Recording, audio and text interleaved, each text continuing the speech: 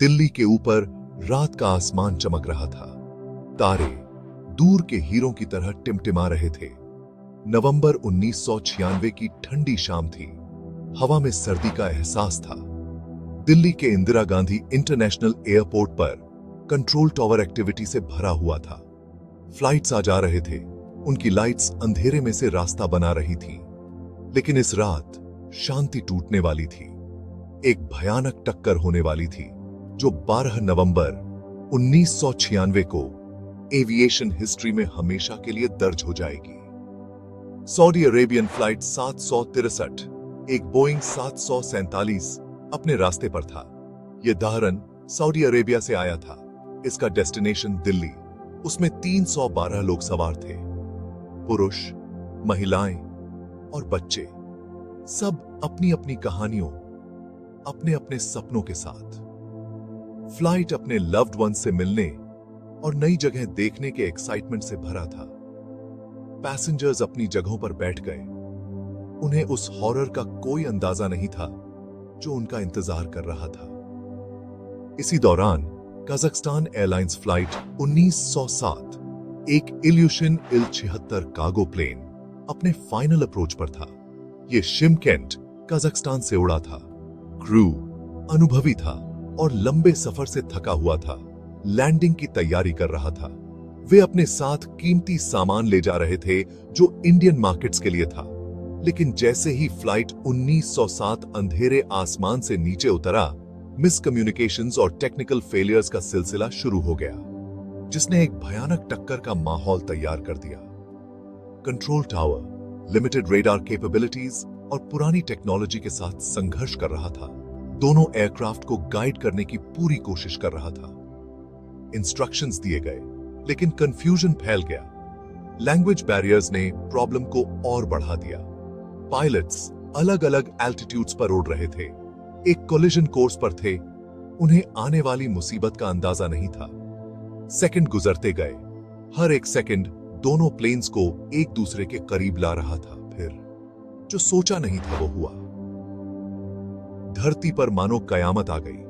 चारों तरफ बस टूटा हुआ धातु और जलता हुआ मलबा ही मलबा था। टक्कर बहुत ज्यादा भयानक थी। इसकी वजह से बहुत दूर दूर तक सिर्फ विनाश ही विनाश था और हवाई जहाज के टुकड़े हर तरफ बिखरे पड़े थे। बोइंग 747 हवा में ही टुकड़े टुकड़े हो गया और इसके टुकड़े जमीन की तरफ गिरने लगे और नीचे जमीन पर ग्रामीण इलाकों में गिर गया। इससे वहां भारी तबाही मच गई। इल्यूशन इल-76 का आगे का हिस्सा पूरी तरह से टूट चुका था और वो बेकाबू होकर घूमता हुआ नजदीक के खेत में जा गिरा।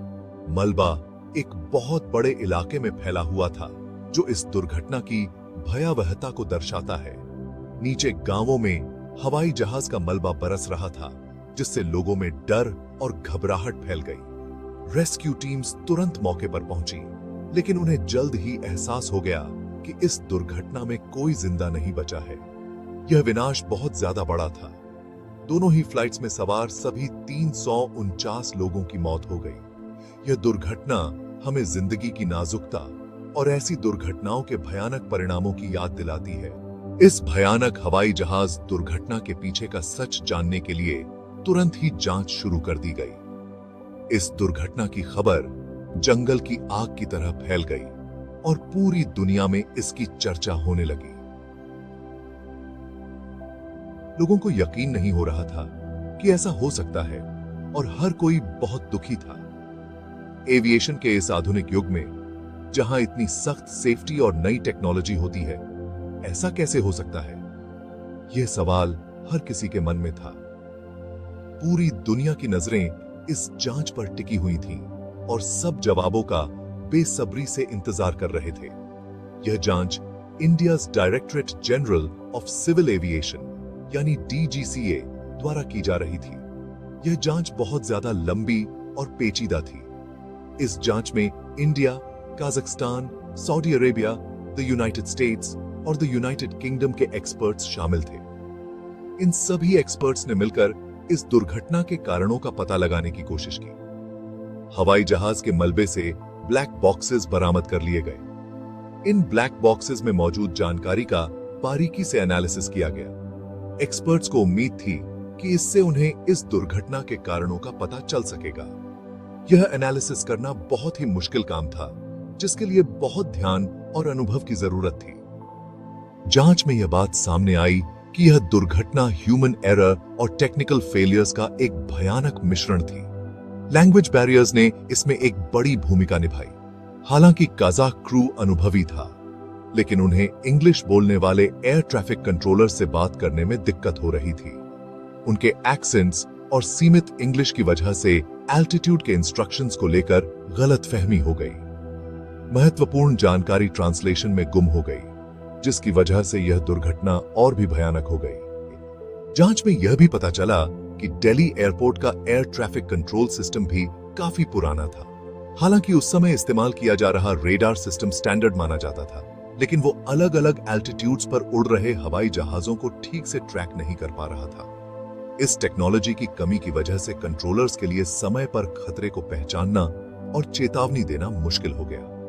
1996 दिल्ली मिड एयर कोलिजन हमें यह याद दिलाता है कि क्लियर कम्युनिकेशन और मजबूत एयर ट्रैफिक कंट्रोल सिस्टम्स कितने जरूरी होते हैं। इस दुर्घटना के बाद ऐसी ही दुर्घटनाओं को रोकने के लिए काफी बदलाव किए गए।